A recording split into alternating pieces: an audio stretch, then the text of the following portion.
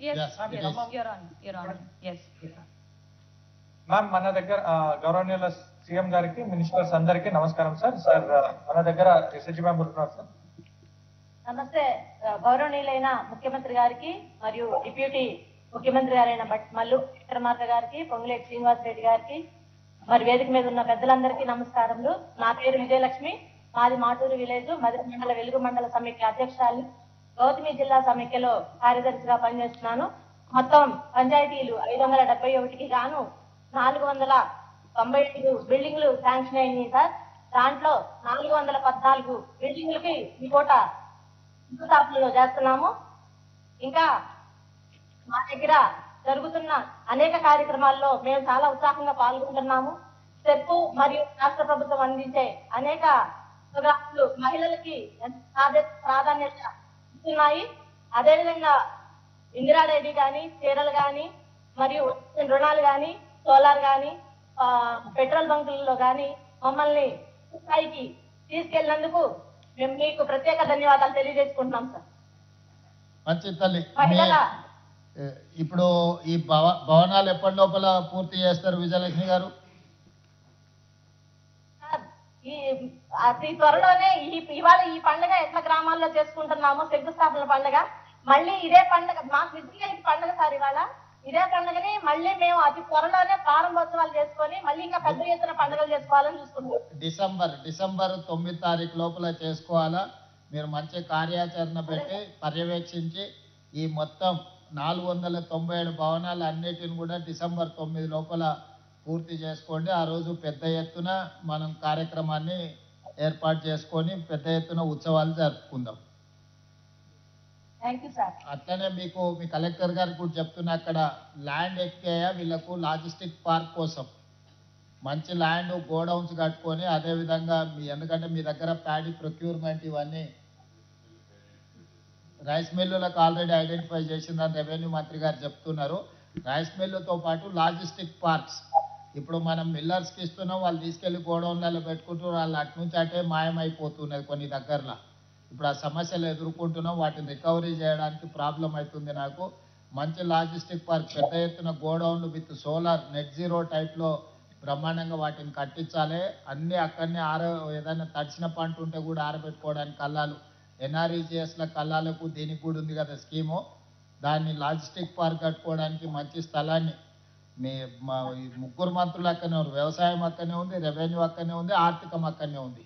So అన్ని ఖమ్మంలోనే ఉన్నాయి కాబట్టి ఇమ్మీడియట్గా నీ బాధ్యత అది. వాళ్ళకి స్థలం ఎక్కి ఇమ్మీడియట్గా వాళ్ళ లాజిస్టిక్ పార్క్ ఒక స్టేట్కే మోడల్ లాంటిది కడదాం.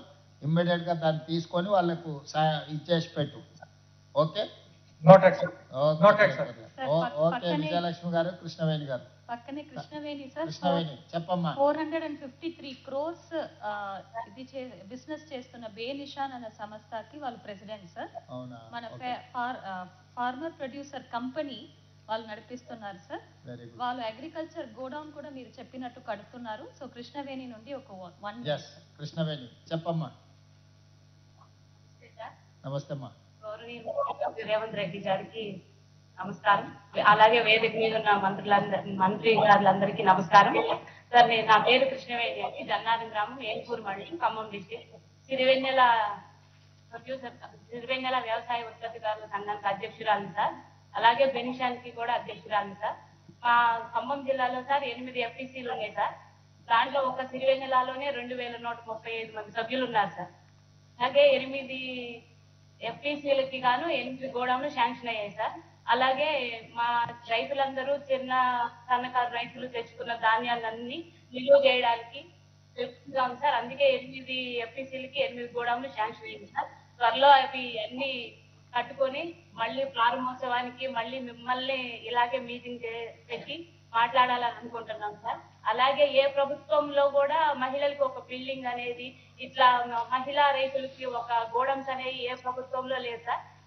ఇప్పుడు మాకు మీరు వచ్చాక సార్ ప్రతి ఒక్క ఊర్లో మహిళలందరూ కూర్చొని మాట్లాడుకోవడానికి ప్రతి ఒక్కరికి ఒక బిల్డింగ్ కానీ, మళ్ళీ ప్రతి ఒక్క రైతులకి ఒక గోడం లాంటివి కానీ ఈ ప్రభుత్వంలో మాకు ఇచ్చినందుకు మీరు ఎప్పటికీ మా గుండెల్లో, మహిళల గుండెల్లో చిరస్థాయిగా నిలిచిపోతారు.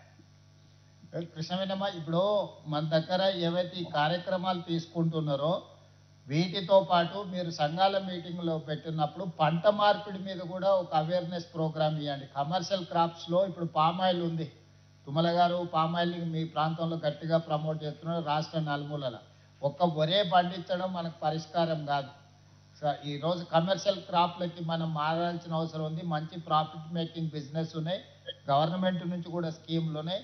పంట మార్పిడి విధానాన్ని కూడా మీరు సంఘాలు సభ్యులు భవనాలలో కూర్చున్నాడు మాట్లాడుకోవాలి. కలెక్టర్ గారికి కూడా నేను సలహా ఇస్తున్నాను, వీళ్ళకి ఓరియంటేషన్ క్లాసెస్ తీసుకుంటే వాళ్ళే ట్రైనింగ్ లాగా అవుతారు. వాళ్ళే గ్రామాలలో వెళ్ళి సమావేశాలు పెడతారు. అవసరమైతే వాళ్ళకి కొంత ఫీజు ఇస్తాం. మనం రైతు వేదికలలో వెళ్ళి పంట మార్పిడి మీద అవగాహన కల్పించాలి. మనం మూసబో పద్ధతిలో పండించడం వల్ల మనకు ఆర్థికంగా ప్రయోజనం ఉండడం లేదు, అన్ని రకాల సమస్యలు వస్తున్నాయి. కూరగాయలు, పండ్లు, ఇతర కమర్షియల్ క్రాప్స్ మంచి ప్రాఫిట్ మేకింగ్ బిజినెస్ ఉన్నది. పర్టికులర్ ఖమ్మం ప్రాంతం రైతులు చాలా చైతన్యం ఉన్నవారు మొదటి నుంచి కూడా, ఇప్పుడే కాదు ముందు నుంచి కూడా. ముందు మిర్చి తెచ్చినా, ముందు పత్తి తీసుకొచ్చినా, ముందు ఏ కమర్షియల్ క్రాప్స్ వచ్చినా ఖమ్మం జిల్లా నుంచి అట్లా నల్గొండ, వరంగల్ ఇటువైపు వస్తూ ఉంటాయి. కాబట్టి మీరు ఈ పంట మార్పిడిని పెద్ద ఎత్తున చర్చకు తీసుకురావాలి. రైతు వేదికలలో అన్ని సమావేశాలు పెట్టి సంఘాల సభ్యులను ప్రోత్సహించండి.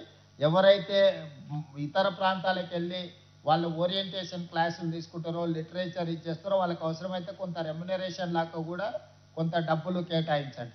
దాంతో పంట మార్పిడి అవగాహన కూడా మనం వేగంగా చేయాల్సిన అవసరం ఉన్నది. పామాయిల్ లాంటి ఇతర కమర్షియల్ క్రాప్స్ని కూడా ప్రోత్సహించాల్సిన అవసరం ఉన్నది. దాని మీద కూడా ప్రత్యేకమైన కార్యాచరణని సంఘాలతో మాట్లాడి ముందుకు తీసుకెళ్ళండి. అవును సార్, అలాగే రైతు వేదికల్లో కూడా కృషి విజ్ఞాన కేంద్రం వాళ్ళు సేంద్రీయ వ్యవసాయం చేయడానికి మాకు చిన్నగా అందరికీ ట్రైనింగ్ ఇచ్చి చెప్తున్నారు సార్. అలాగే మేము కూడా రైతు వేదికల్లో రైతులందరికీ పిలిచి సేంద్రీయ వ్యవసాయం